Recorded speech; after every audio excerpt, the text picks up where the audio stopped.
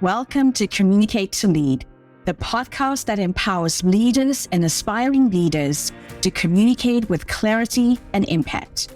I'm Kele Belton, CEO and successful entrepreneur, and your host for today. I'm here to equip you with all the essential tools and strategies to master effective communication and lead your team to success. As the founder and CEO of The Tailored Approach, my goal is to empower you to be the best leader you can be. So sit back, relax, and join me in today's episode as we dive into the art of communicating like a true leader.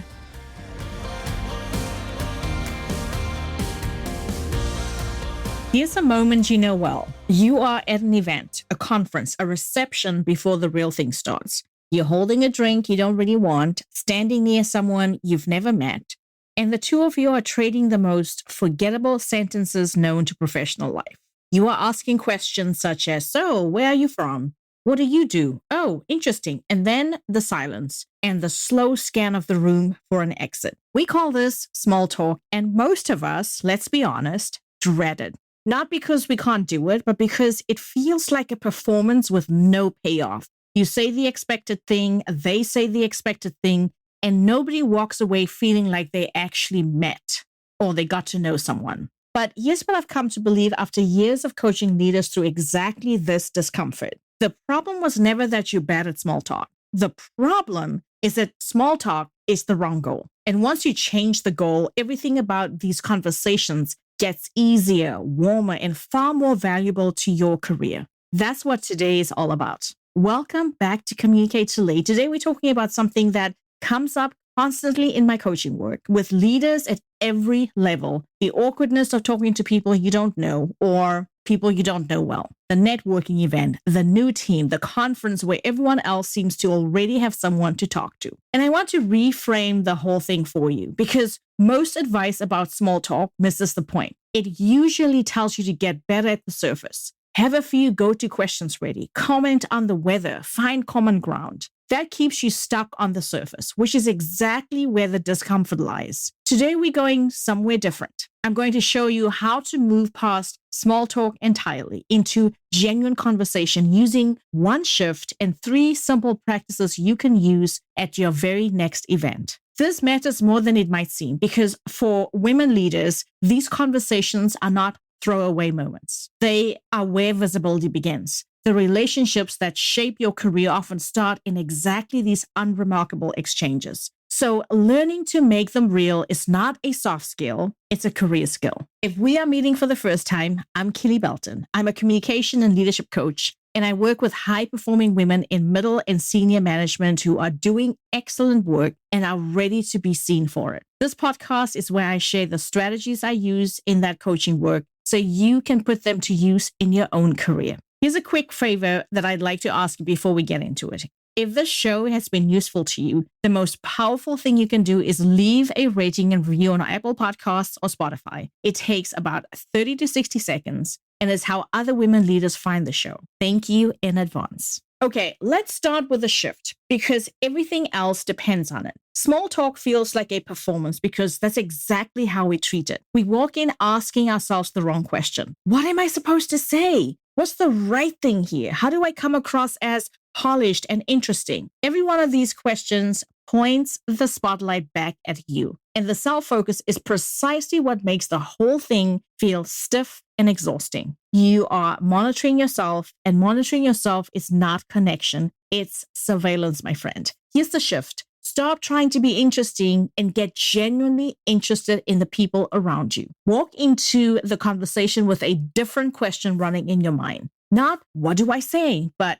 who is this person and what's actually interesting about them? That single change moves the spotlight off you and onto them. And something surprising happens when you do that. The pressure lifts. You don't have to perform anymore because you're not the subject. You are the curious one, and curiosity, I mean real curiosity, is the most magnetic quality in any room. I've been working with a group of leaders recently who came from all around the world, different countries, different industries, different languages, all in one room, needing to connect with people they've never met. And the guidance I keep giving them was the same. Don't try to impress each other. Get curious about each other. Because in a room that diverse, the most fascinating thing you can possibly do is actually want to know who someone is. Everyone else is performing. The person who is genuinely curious is the one who stands out immediately. Here's why this works well. In most professional settings, people spend the whole event answering the same surface questions. So when you ask something they actually have to think about, you stand out, not because you performed, but because you were the one person who treated them like more than their job title. Now, if this is so effective, you might be wondering, why doesn't everyone already do this? Well, because something quietly stops us. And I want to name it because you can't get past a barrier if you haven't looked at it directly. The thing that stops most professionals from asking a real question is a fear that it will be intrusive. We've absorbed the rule somewhere along the way that says, keep it light, don't pry, don't make it awkward. So guess what we do? We ask the safe surface question, not because we think it will lead anywhere, but because it feels polite. We mistake blandness for respect. Here's what I want you to consider. A genuine question asked warmly isn't intrusive. It's generous. When you ask someone what they're actually excited about right now, you're not prying. You're giving them permission to talk about something that matters to them instead of having them recite their job title for the 10th time that evening. Think about your own experience. When someone asks you a question that makes you think, do you feel invaded? Or do you feel quietly that this person is more interesting than the others you've talked to tonight? Almost always, it's the second one. And if you disagree, I would love the challenge. Let me know what you think. The other fear is quieter, and it runs deeper for a lot of high-achieving women. It's the worry that if you stop performing, if you drop the polished talk and get curious, you'll somehow seem less competent, less impressive, less in command of the room. I want to genuinely turn that one over because the opposite is true. Anyone can recite accomplishments. The person who can make another human being feel genuinely seen and heard in a few minutes of conversation is demonstrating a level of presence and emotional intelligence that no resume recitation ever could. Curiosity is in the absence of authority. In a room full of people who are performing, it is the authority. When you feel that hesitation rise within you, the sense that a real question might be too much, recognize it for what it is. It's not a sign that you're overstepping. It's an old rule that was never serving you, and you can set it aside or finally let it go. So let's get practical. If curiosity is the shift, the first practice is to change the question you lead with, because default questions end your conversations before they even start. Questions like, where are you from? What do you do? Aren't bad questions per se. They are predictable, and predictable questions get predictable answers. The kind people give on autopilot without having to think about them. You ask what someone does, they give you their title. And now you're both standing there with a job title between you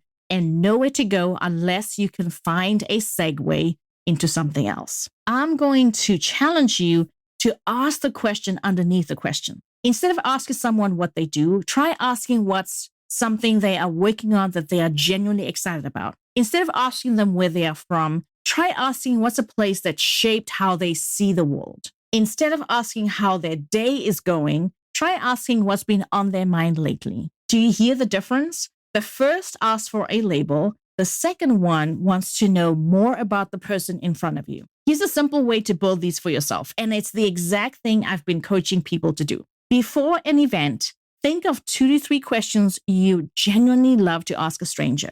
Not questions to seem clever, questions you actually want answers to. Maybe you're curious what made someone choose their field. Maybe you want to know what they're reading or what problem they can't stop thinking about or what surprised them most about the event you are both attending. When the question is one you genuinely care about, your curiosity does the heavy lifting and the conversation stops feeling like work. One thing to keep in mind, match the depth to the moment. You're not interrogating anyone. You're not opening with the heaviest question you've got. You are offering a slightly more interesting door than the usual one and letting them choose how far to walk through it. So a warm, curious, what are you hoping to get out of today is often all it takes to leave the surface behind and dig a little deeper with your conversation. The second practice is the one most people skip. Once you've asked a less obvious question, you have to actually listen to the answer. And I don't mean politely nodding and waiting for your turn to talk. I mean really listen to what someone has to say. Listen for the door where they invite you to walk through. And here's what I mean by the door. When someone answers a real question,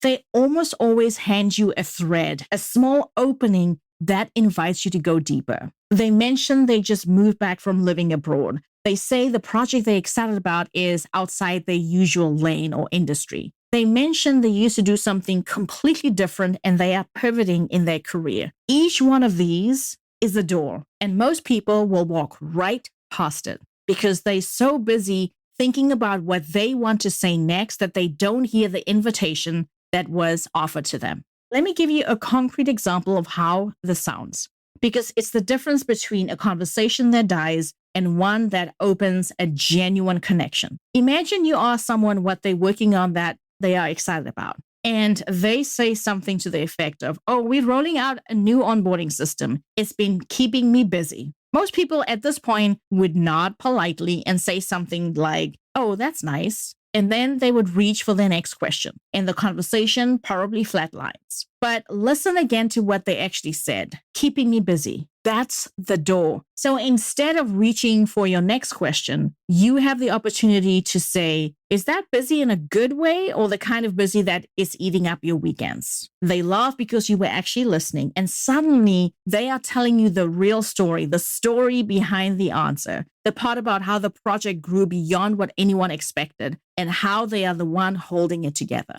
Now you are having a real conversation with a real person, and all it took was catching the one phrase most people would have walked right past. So I invite you to slow down enough to catch the opportunity that's offered to you. When someone mentions something that has a little bit of energy behind it, follow that thread. Instead of changing the subject to your next prepared question, you have the opportunity to gently pull on that thread they handed you. And that's the moment a conversation stops feeling like small talk and becomes a genuine and real conversation. And you can feel the shift, the pace changes. The other person leans in because they realize you were really listening to what they have to say. That's the whole secret, honestly. You don't need a script of 20 questions. You need one good opening question and the willingness to genuinely listen to the answer, because the answer they give you contains your next 2 to 3 questions if you're paying attention. The conversation builds itself when you let the person's words